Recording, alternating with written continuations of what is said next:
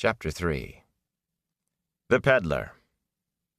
Clusters of pots clattered and banged as the peddler's wagon rumbled over the heavy timbers of the wagon bridge. Still surrounded by a cloud of villagers and farmers come for festival, the peddler reined his horses to a stop in front of the inn. From every direction people streamed to swell the numbers around the great wagon, its wheels taller than any of the people, with their eyes fastened to the peddler above them on the wagon seat. The man on the wagon was Padan Fain, a pale, skinny fellow with gangly arms and a massive beak of a nose. Fain, always smiling and laughing as if he knew a joke that no one else knew, had driven his wagon and team into Emmons Field every spring for as long as Rand could remember. The door of the inn flew open even as the team halted in a jangle of harness, and the village council appeared, led by Master Alvear and Tam. They marched out deliberately, even Sen Bui, amid all the excited shouting of the others for pins or lace or books or a dozen other things. Reluctantly, the crowd parted to let them to the fore, everyone closing in quickly behind and never stopping their calling to the peddler. Most of all, the villagers called for news. In the eyes of the villagers, needles and tea and the like were no more than half the freight in a peddler's wagon. Every bit as important was word of outside, news of the world beyond the 2 rivers. Some peddlers simply told what they knew, throwing it out in a heap, a pile of rubbish with which they could not be bothered. Others had to have every word dragged out of them, speaking grudgingly, with a bad grace. Fain, however, spoke freely, if often teasingly, and spun out the telling, making a show to rival a gleeman. He enjoyed being the center of attention, strutting around like an undersized rooster, with every eye on him. It occurred to Rand that Fain might not be best pleased to find a real gleeman in Emmons Field. The peddler gave the council and villagers alike exactly the same attention as he fussed with tying his reins off just so, which was to say hardly any attention at all.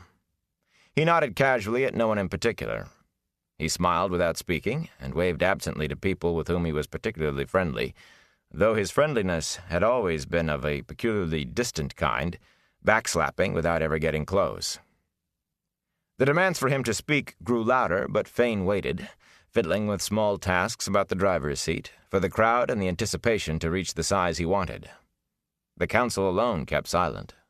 They maintained the dignity befitting their position, but increasing clouds of pipe smoke rising above their heads showed the effort of it. Rand and Matt edged into the crowd, getting as close to the wagon as they could. Rand would have stopped halfway, but Matt wriggled through the press, pulling Rand behind him, until they were right behind the council. "I've been thinking you were going to stay out on the farm through the whole festival," Perrin Abara shouted at Rand over the clamor. Half a head shorter than Rand, the curly-haired blacksmith's apprentice was so stocky as to seem a man and a half wide, with arms and shoulders thick enough to rival those of Master Luhan himself. He could easily have pushed through the throng, but that was not his way. He picked his path carefully, offering apologies to people who had only half a mind to notice anything but the peddler. He made the apologies anyway and tried not to jostle anyone as he worked through the crowd to Rand and Matt. "Imagine it," he said when he finally reached them. "Beltane and a peddler, both together. I'll bet there really are fireworks." "You don't know a quarter of it," Matt laughed. Perrin eyed him suspiciously, then looked a question at Rand. "It's true," Rand shouted, then gestured at the growing mass of people, all giving voice. "Later. I'll explain later. Later, I said." At that moment, Padan Fain stood up on the wagon seat, and the crowd quieted in an instant. Rand's last words exploded into utter silence, catching the peddler with an arm raised dramatically and his mouth open. Everybody turned to stare at Rand. The bony little man on the wagon, prepared to have everyone hanging on his first words, gave Rand a sharp, searching look. Rand's face reddened, and he wished he were Eowyn's size, so he did not stand out so clearly. His friends shifted uncomfortably, too. It had only been the year before that Fain had taken notice of them for the first time, acknowledging them as men. Fain did not usually have time for anyone too young to buy a good deal of things off his wagon. Rand hoped he had not been relegated to a child again in the peddler's eyes. With a loud harumph, Fain tugged at his heavy cloak. "No, not later," the peddler declaimed, once more throwing up a hand grandly. "I will be telling you now." As he spoke, he made broad gestures, casting his words over the crowd. "You are thinking you have had troubles in the 2 rivers, are you? Well, All the world has troubles, from the Great Blight south to the Sea of Storms, from the Arith Ocean in the west to the Aiel Waste in the east, and even beyond. The winter was harsher than you've ever seen before, cold enough to gel your blood and crack your bones. Ah, winter was cold and harsh everywhere.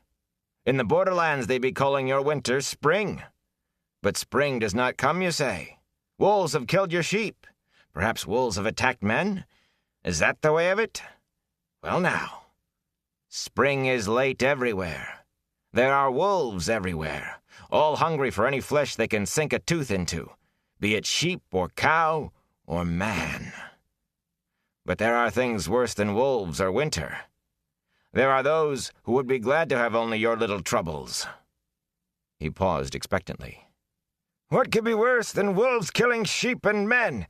Sen Bui demanded. Others muttered in support. Men killing men. The peddler's reply, in portentous tones, brought shocked murmurs that increased as he went on. It is war, I mean. There is war in Gieldan. War and madness. The snows of the Dallin forest are red with the blood of men. Ravens and the cries of ravens fill the air. Armies march to Gieldan. Nations, great houses and great men send their soldiers to fight. War! Master Alvir's mouth fit awkwardly around the unfamiliar word. No one in the Two Rivers had ever had anything to do with a war. Why are they having a war? Thane grinned and ran at the feeling he was mocking the villagers' isolation from the world and their ignorance. The peddler leaned forward as if he were about to impart a secret to the mayor, but his whisper was meant to carry, and did. The standard of the dragon has been raised, and men flock to oppose, and to support.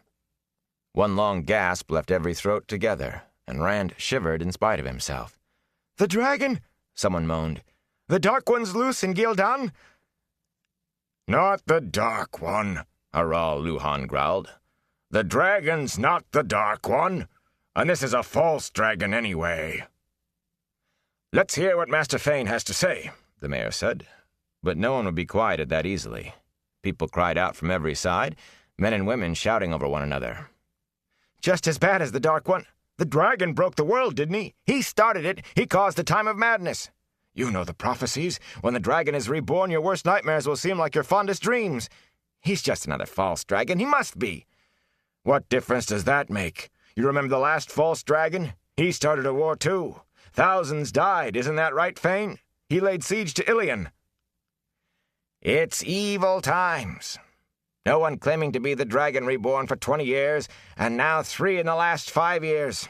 Evil times. Look at the weather. Rand exchanged looks with Matt and Perrin. Matt's eyes shone with excitement, but Perrin wore a worried frown.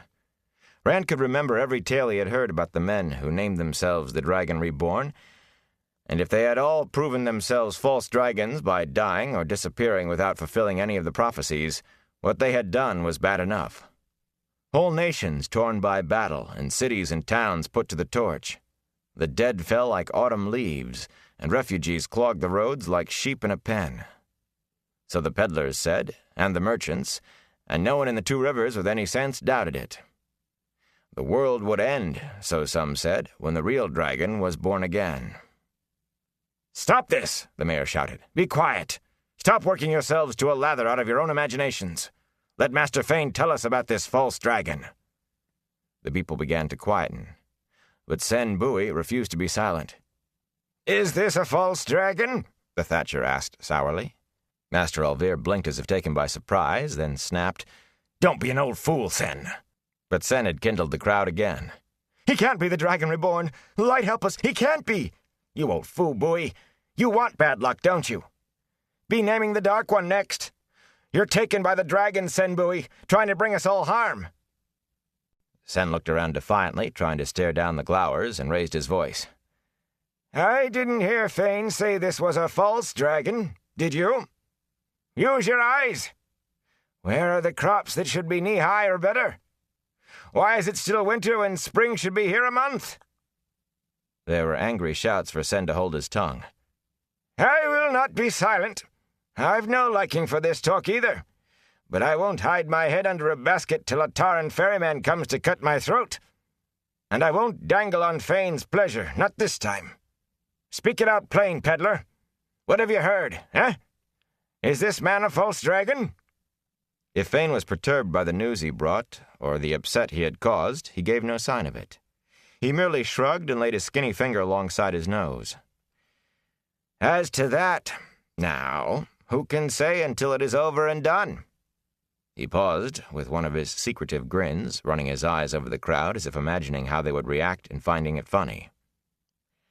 "I do know," he said, too casually, "that he can wield the one power. The others couldn't, but he can channel. The ground opens beneath his enemy's feet, and strong walls crumble at his shout. Lightning comes when he calls, and strikes where he points. That I've heard, and from men I believe." A stunned silence fell. Rand looked at his friends. Perrin seemed to be seeing things he did not like, but Matt still looked excited. Tam, his face only a little less composed than usual, drew the mayor close. But before he could speak, Ewan Fingar burst out, "He'll go mad and die. In the stories, men who channel the power always go mad, and then waste away and die. Only women can touch it. Doesn't he know that?" He ducked under a cuff from Master Bowie. "Enough of that from you, boy." Sen shook a gnarled fist in Ewan's face. "Show a proper respect, and leave this to your elders. Get away with you." "Hold steady, Sen," Tam growled. "The boy is just curious. There's no need of this foolishness from you." "Act your age," Bran added, "and for once remember you're a member of the council." Sen's wrinkled face grew darker with every word from Tam and the mayor, until it was almost purple. "You know what kind of women he's talking about. Stop frowning at me, Luhan, and you too, Craw. This is a decent village of decent folk, and it's bad enough to have Fane here talking about false dragons using the power without this dragon-possessed fool of a boy bringing Aes Sedai into it. Some things just shouldn't be talked about, and I don't care if you will be letting that fool Gleeman tell any kind of tale he wants. It isn't right or decent." "I never saw or heard or smelled anything that couldn't be talked about," Tam said, but Fane was not finished. "The Aes Sedai are already into it," the peddler spoke up. "A party of them has ridden south from Tar Valon. Since he can wield the power, none but the Aes Sedai can defeat him, for all the battles they fight, or deal with him once he's defeated. If he is defeated." Someone in the crowd moaned aloud, and even Tam and Bran exchanged uneasy frowns. Huddles of villagers clumped together, and some pulled their cloaks tighter around themselves, though the wind had actually lessened. "Of course he'll be defeated," someone shouted. "They're always beaten in the end, false dragons." "He has to be defeated, doesn't he?" "What if he isn't?" Tam had finally managed to speak quietly into the mayor's ear, and Bran, nodding from time to time and ignoring the hubbub around them, waited until he was finished before raising his own voice. "All of you, listen. Be quiet and listen." The shouting died to a murmur again. "This goes beyond mere news from outside. It must be discussed by the village council. Master Fane, if you will join us inside the inn, we have questions to ask." "A good mug of hot mulled wine would not go far amiss with me just now," the peddler replied with a chuckle. He jumped down from the wagon, dusted his hands on his coat, and cheerfully righted his cloak. "Will you be looking after my horses, if you please?" "I want to hear what he has to say." More than one voice was raised in protest. "You can't take him off. My wife sent me to buy pins." That was Whit Conger. He hunched his shoulders at the stares some of the others gave him, but he held his ground. "We've a right to ask questions, too," somebody back in the crowd shouted. "Aye, be silent," the mayor roared, producing a startled hush. "When the council has asked its questions, Master Fane will be back to tell you all his news, and to sell you his pots and pins. You, Tad, stable Master Fane's horses." Tam and Bran moved in on either side of the peddler, and the rest of the council gathered behind them. And the whole cluster swept into the Wine Spring Inn, firmly shutting the door in the faces of those who tried to crowd inside after them. Pounding on the door brought only a single shout from the mayor. "Go home!" People milled around in front of the inn, muttering about what the peddler had said, and what it meant, and what questions the council was asking, and why they should be allowed to listen and ask questions of their own. Some peered in through the front windows of the inn, and a few even questioned Hugh and Tad, though it was far from clear what they were supposed to know. The two stolid stablemen just grunted in reply and went on methodically removing the team's harness. One by one they led Fane's horses away, and when the last was gone, did not return. Rand ignored the crowd. He took a seat on the edge of the old stone foundation, gathered his cloak around him, and stared at the inn door. Gildan, Tarvalon. The very names were strange and exciting. They were places he knew only from peddlers' news and tales told by merchants' guards. Aes Sedai, and wars and false dragons. Those were the stuff of stories told late at night in front of the fireplace, with one candle making strange shapes on the wall and the wind howling against the shutters. On the whole, he believed he would rather have blizzards and wolves. Still, it must be different out there, beyond the two rivers, like living in the middle of a gleeman's tale. An adventure. One long adventure. A whole lifetime of it. Slowly the villagers dispersed, still muttering and shaking their heads. Whit Conger paused to stare into the now abandoned wagon, as though he might find another peddler hidden inside. Finally, only a few of the younger folk were left. Matt and Perrin drifted over to where Rand sat. "I don't see how the Gleeman could beat this," Matt said excitedly. "I wonder if we might get to see this false dragon." Perrin shook his shaggy head. "I don't want to see him. Somewhere else, maybe, but not in the two rivers. Not if it means war." "Not if it means Aes Sedai here, either," Rand added. "Or have you forgotten who caused the breaking? The dragon may have started it, but it was Aes Sedai who actually broke the world." "I heard a story once," Matt said slowly, "from a wool buyer's guard. He said the dragon would be reborn in mankind's greatest hour of need and save us all." "Well, he was a fool if he believed that," Perrin said firmly, "and you were a fool to listen." He did not sound angry.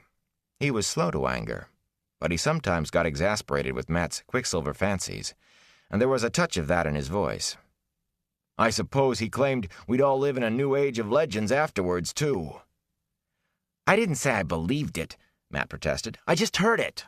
Nynaeve did, too, and I thought she was going to skin me and the guard both." "He said, the guard did, that a lot of people do believe, only they're afraid to say so, afraid of the Aes Sedai, or the Children of the Light. He wouldn't say any more after Nynaeve lit into us. She told the merchant, and he said it was the guard's last trip with him." "A good thing, too," Perrin said. "The dragon going to save us? Sounds like Copland talk to me." "What kind of need would be great enough that we'd want the dragon to save us from it?" Rand mused. "As well ask for help from the Dark One." "He didn't say," Matt replied uncomfortably, "and he didn't mention any new age of legends. He said the world would be torn apart by the dragon's coming." "That would surely save us," Perrin said dryly. "Another breaking." "Burn me," Matt growled. "I'm only telling you what the guard said."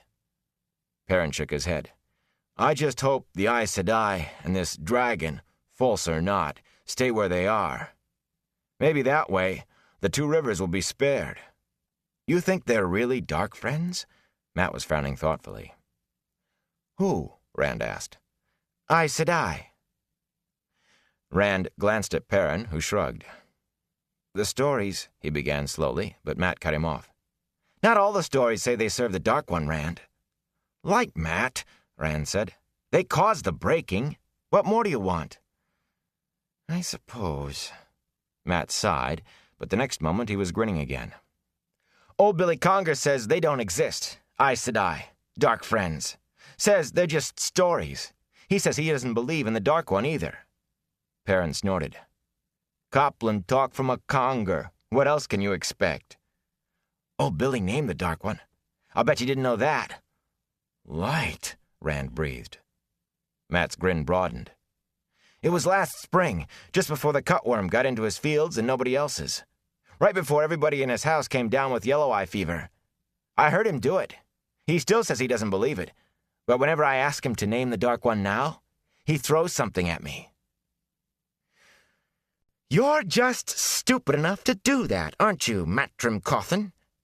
Nynaeve Almira stepped into their huddle, the dark braid pulled over her shoulder, almost bristling with anger. Rand scrambled to his feet. Slender and barely taller than Matt's shoulder, at the moment the wisdom seemed taller than any of them, and it did not matter that she was young and pretty. "I suspected something of the sort about Billy Conger at the time, but I thought you at least had more sense than to try taunting him into such a thing. You may be old enough to be married, Matrim Cawthon, but in truth, you shouldn't be off your mother's apron strings. The next thing, you'll be naming the Dark One yourself." "No, Wisdom," Matt protested, looking as if he would rather be anywhere else than there. "It was old Master Conger, not me. Blood and ashes, Watch your tongue, Matrim." Rand stood up straighter, though her glare was not directed at him. Perrin looked equally abashed. Later, one or another of them would almost certainly complain about being scolded by a woman not all that much older than themselves. Someone always did after one of Nynaeve's scoldings, if never in her hearing. But the gap in ages always seemed more than wide enough when face to face with her, especially if she was angry. The stick in her hand was thick at one end and a slender switch at the other, and she was liable to give a flail to anybody she thought was acting the fool. Head or hands or legs, no matter their age or position. The wisdom so held his attention that at first Rand failed to see she was not alone. When he realized his mistake, he began to think about leaving no matter what Nynaeve would say or do later. Egwene stood a few paces from the wisdom, watching intently. Of a height with Nynaeve, and with the same dark coloring, she could at that moment have been a reflection of Nynaeve's mood, arms crossed beneath her breasts, mouth tight with disapproval. The hood of her soft gray cloak shaded her face, and her big brown eyes held no laughter now. If there was any fairness, he thought that being 2 years older than her should give him some advantage, but that was not the way of it. At the best of times, he was never very nimble with his tongue when talking to any of the village girls, not like Perrin. But whenever Egwene gave him that intent look, with her eyes as wide as they would go, as if every last ounce of her attention was on him, he just could not seem to make the words go where he wanted. Perhaps he could get away as soon as Nynaeve finished, but he knew he would not, even if he did not understand why. "If you are done staring like a moonstruck lamb, Rand al'Thor," Nynaeve said, "perhaps you can tell me why you are talking about something even you 3 great bull calves ought to have sense enough to keep out of your mouths." Rand gave a start and pulled his eyes away from Egwene. She had grown a disconcerting smile when the wisdom began speaking. Nynaeve's voice was tart, but she had the beginnings of a knowing smile on her face, too, until Matt laughed aloud. The wisdom's smile vanished, and the look she gave Matt cut his laughter off in a strangled croak. "Well, Rand?" Nynaeve said. Out of the corner of his eye, he saw Egwene still smiling. What does she think is so funny? "It was natural enough to talk of it, Wisdom," he said hurriedly. "The peddler, Padan Fain, Master Fain, brought news of a false dragon in Ghealdan, and a war, and the Aes Sedai. The council thought it was important enough to talk to him. What else will we be talking about?" Nynaeve shook her head. "So that's why the peddler's wagon stands abandoned. I heard people rushing to meet it, but I couldn't leave Mistress Aiellen till her fever broke. The council is questioning the peddler about what's happening in Ghealdan, are they? If I know them, they are asking all the wrong questions, and none of the right ones. It will take the women's circle to find out anything useful." Settling her cloak firmly on her shoulders, she disappeared into the inn. Egwene did not follow the wisdom. As the inn door closed behind Nynaeve, the younger woman came to stand in front of Rand. The frowns were gone from her face, but her unblinking stare made him uneasy. He looked to his friends, but they moved away, grinning broadly as they abandoned him. "You shouldn't let Matt get you mixed up in his foolishness, Rand," Egwene said, as solemn as a wisdom herself. Then abruptly she giggled. "I haven't seen you look like that since Senbui caught you and Matt up in his apple trees when you were 10. He shifted his feet and glanced at his friends. They stood not far away, Matt gesturing excitedly as he talked. "Will you dance with me tomorrow?" That was not what he had meant to say. He did want to dance with her, but at the same time he wanted nothing so little as the uncomfortable way he was sure to feel while he was with her. The way he felt right then. The corners of her mouth quirked up in a small smile. "In the afternoon," she said. "I will be busy in the morning." From the others came Perrin's exclamation. "A gleeman!" Egwene turned toward them, but Rand put a hand on her arm. "Busy? How?" Despite the chill, she pushed back the hood of her cloak and with apparent casualness pulled her hair forward over her shoulder. The last time he had seen her, her hair had hung in dark waves below her shoulders, with only a red ribbon keeping it back from her face. Now it was worked into a long braid. He stared at that braid as if it were a viper, then stole a glance at the spring pole, standing alone on the green now, ready for tomorrow. In the morning, unmarried women of marriageable age would dance the pole. He swallowed hard. Somehow it had never occurred to him that she would reach marriageable age at the same time that he did. "Just because someone is old enough to marry," he muttered, "doesn't mean they should. Not right away." "Of course not. Or ever, for that matter." Rand blinked. "Ever?" "A wisdom almost never marries. Nynaeve has been teaching me, you know. She says I have a talent, that I can learn to listen to the wind. Nynaeve says not all wisdoms can, even if they say they do." "Wisdom?" he hooted. He failed to notice the dangerous glint in her eye. "Nynaeve will be wisdom here for another 50 years at least. Probably more. Are you going to spend the rest of your life as her apprentice?" "There are other villages," she replied heatedly. "Nynaeve says the villages north of Tarn always choose a wisdom from away. They think it stops her from having favorites among the village folk." His amusement melted as fast as it had come. "Outside the 2 rivers? I'd never see you again." "And you wouldn't like that? You have not given any sign lately that you'd care one way or another." "No one ever leaves the 2 rivers," he went on. "Maybe somebody from Tarn Ferry, but they're all strange anyway. Hardly like 2 Rivers folk at all." Egwene gave an exasperated sigh. "Well, maybe I'm strange, too. Maybe I want to see some of the places I hear about in the stories. Have you ever thought of that?" "Of course I have.